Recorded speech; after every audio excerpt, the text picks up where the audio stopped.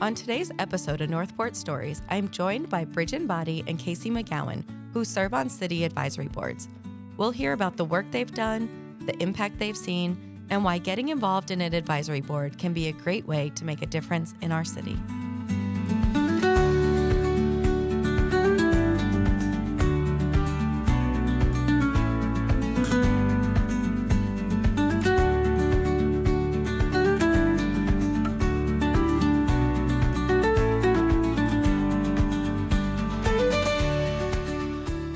Hi, Brijin. Hi, Casey. Thanks for being here today.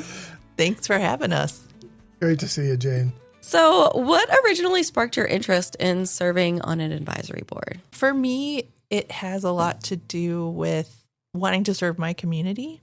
My job, which I'm a librarian, and so I have a natural affinity for serving my community.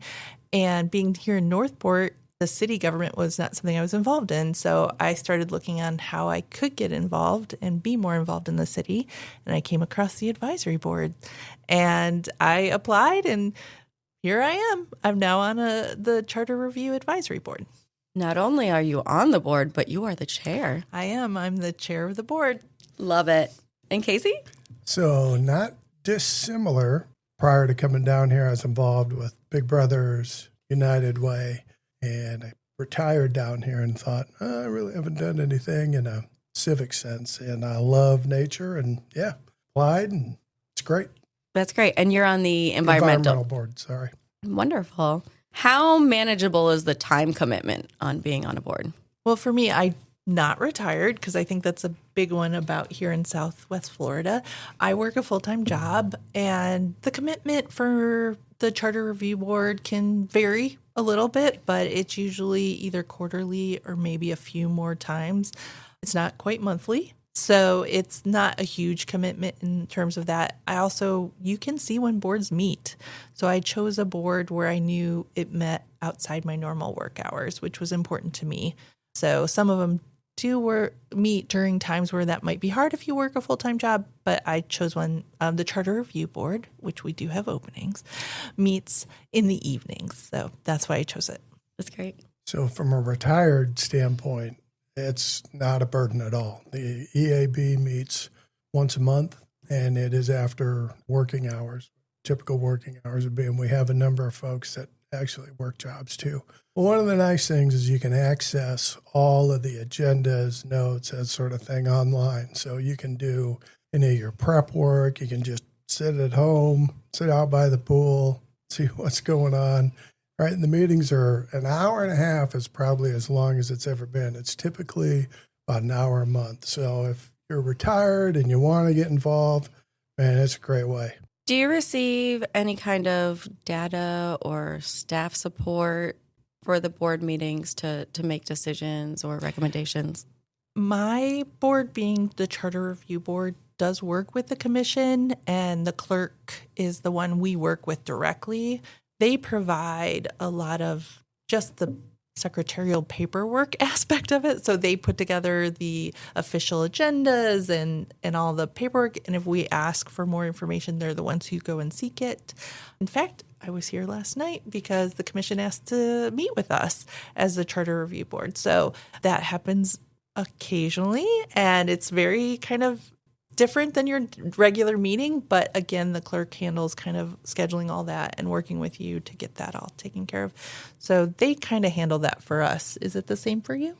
Well, we have, it sounds very similar. We have a staff liaison that sits in on the meetings, and we also have a clerk involved also to kind of keep us on task and in the Robert's Rules of Order, which, a lot of us have never really dealt with. But, right, is it kind of, when we have questions about different stats or policies or that sort of thing, the liaison helps a lot. Mm-hmm. Nobody's walking out of there with hours and hours of homework. That's great. Has serving on a board changed your view on the city or kind of help you understand the community a little better? I always think any civic engagement is an important part of where you live. I think I grew up in a time being maybe not quite retirement age, but probably well past, a nice Gen Xer of myself, where that was always highlighted by my family and my parents. And I've done different things along the way to be a part of the community. And when I came down here in this community, I was looking for something different. The work I do is with the county. So I am familiar with government work, just part of my job. But I wanted to be involved in the city level, which is separate from what I do. So it really helps me just kind of learn a little bit more about how the city works and where the focuses are and the interests are. I always feel that that's a big thing. People talk about not trusting the government. And I feel like if you're not willing to be part of that process, then I don't know we're all people. Like, we are all people who live here, and we all have our own opinions and ideas, but we're your neighbors. So, and that includes the commission and the people who work in this building and all of those things. So I don't know what's not to trust if you're not willing to come and see what it's really like. Yeah, to build on that too, is that it gave me a better perspective of what levers need to be pulled to get certain things done. And again, to the previous point, I think a lot of people probably struggle with how civics actually works and what the machinations of a government are. And it would help any number of folks to come in and experience it, because it's a lot more interesting than you might think. I love that. Thank you so much. And thank you for saying how we're people. I also live in Northport, and I walk my son to school every morning, and all the decisions that happen here also affect me as a homeowner. Can you think of a moment where you saw your input being on an advisory board make an actual difference? Well, for me, it literally we were in the commission talking about some of the things we had talked about in our meeting with the commission in regards, it's public. Everything we do is public knowledge. You can go and read our minutes, or, it could be recorded if it's the commission. I was on a TV. I didn't always love that, but that's just part of life sometimes. But I will say that it does impact the decisions we make. It doesn't mean we have final say, but they do listen to what we're saying. And we are a way to connect maybe in a different way with the community and be able to, that's why I encourage people to take part, because your voice is important and does get heard. And maybe it amplifies your voice a little bit to be on one of these advisory boards. So I have kind of a direct example. My very first meeting on the environmental board was asked, is there a particular issue that you'd like to see addressed? And I asked everybody in the board, what's the environmental health of Northport? I got 30 different answers, right? Because there wasn't anything that you could really hang your hat on. And from that, that's why I came up with, let's build an environmental scorecard. And it took 2 years, but we have an environmental scorecard that just got published not that long ago. And that was really cool. That is so cool. I saw that Kelly helped with the graphics in my department with the environmental scorecard. And I love that came from y'all. Now I'll always think of you when I see that. That's wonderful. What would you say to someone who thinks that they're not qualified to be on an advisory board? Well, there are qualifications to being on an advisory board, but it has more to do with where you live and how long you've lived here, because I think I had to wait a year as a resident. Does that sound right? Yeah, I think it was a year that I waited. Yeah, because when I first came, I was like, and then I'm like, I have to wait. Which is good policy. Right? Yeah, so you get a little bit familiar with the city before you're allowed to serve. There is that, and you do have to be a resident of the city. But otherwise, I don't know that there's anything in particular. There are certain advisory boards that do seek out certain things. So, for example, I think it's the economic board has certain economic categories they fill when they fill their board. Okay. But charter review, let's just say, who here has read the charter? I have. And if you're willing to read the charter and try and understand how city governments work, and it's fascinating to me personally to see when they built the city, how they built our charter, and some of it you go, why? Why is this way? Or why is it so different from every other city I've ever experienced before? But if you don't read the charter and you don't understand that that's part of who our guiding principles, then it's hard to be a part of it. But we have people who have deep government experience, retired experience, but deep government experience. But we have people who just are interested and want to contribute. So we have a wide variety, and I don't think it takes any expertise other than your willingness to learn and be open to learning.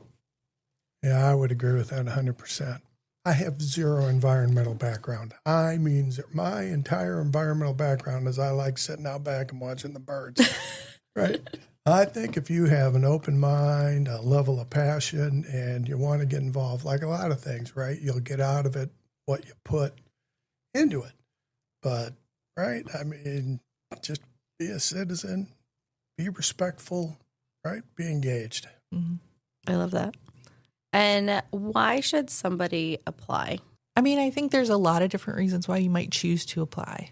Even if you're just like, I don't know anybody. It's a great way to meet people. It really is. You get to, because you're not just like, hi, how are you? Nice to meet you. You're actually working on things together. You get to know people on a very different level, and you can make friends that way. But I also think, I consider it personally my civic duty. I feel like we all are responsible for the city here. I know there's always a lot of maybe finger pointing or blaming politicians with a very quote unquote politicians, but we're all humans, we're all people. And I feel like if you're willing to complain, you should be willing to be part of the solution. And as a person of this city, you can be part of the solution in a variety of ways. There's a lot of different charter review is just one, but there's a lot of different advisory boards. And I think taking advantage of these really fun and interesting, if charter review sounds a little esoteric, which it might, or environment, maybe not an area of interest, even in looking at the birds, which I also love. There's lots of different ones, parks and art and, economic. And if, you're like, hey, we're building too much this, building too much that. The economic group, economic development, they deal with this stuff. And you would be on the ground floor. I will always say, too, if you're a little bit nosy and you just kind of want to know, I would say the advisory boards, if you have an area of interest, are a great way to just kind of know what's happening, maybe before anybody else does. That's a tough act to follow. Right? Look, I'm on board with the whole, I think we all share a civic duty. And if you go back to the foundations of democracy in ancient Greece, everybody actually in the city-state had to participate at some level in there. If you think about where you're going to have the most impact, it's local, it's not national, even if you just think about the math. One vote out of 350 million, or one vote out of 90,000, or helping out on a local board. It's, right? Come on, help us out. And I will say, there have been commissioners who started on advisory boards. So it may lead you to get more involved and more connected and, maybe become an elected official. So if that was ever an idea you might have in the back of your head, it's a great way to start.